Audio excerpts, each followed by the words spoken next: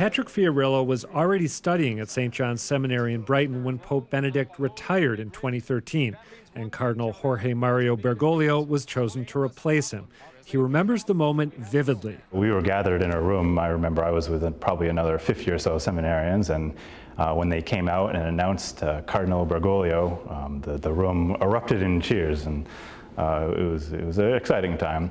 Now, granted, most of us didn't really know who he was, like the rest of the world, really. Now, 2.5 years later, he has a much sharper sense of Pope Francis's style and how he compares to his predecessors. His focus is creating a gospel based on personal encounter with people. And that's in no way opposed to the previous popes, but a beautiful complement to it. Today, about 90 students from St. John's are headed to Washington, where tomorrow they'll watch Francis perform the first canonization mass on U.S. soil. What has really surprised me is how much he's just reopened the arms of the church to the world.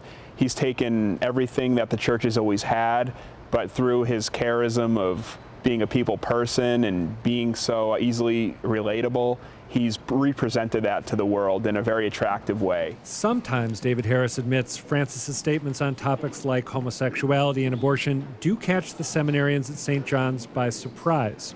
We say the same thing that everyone else says. We say, whoa, what did he just say? Or did a pope just say that?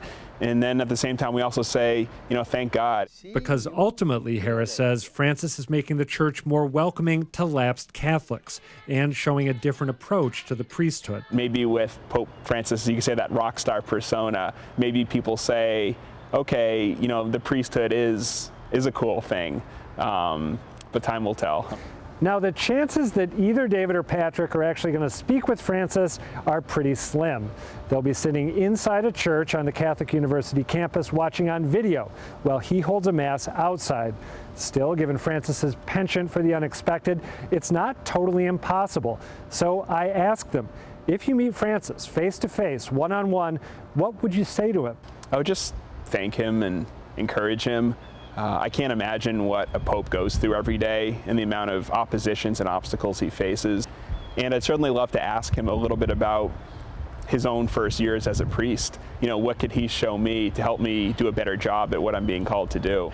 I would ask him, what does he believe is the most important thing for me to stay faithful to Jesus Christ, to remain faithful to the promises that I'm about to make?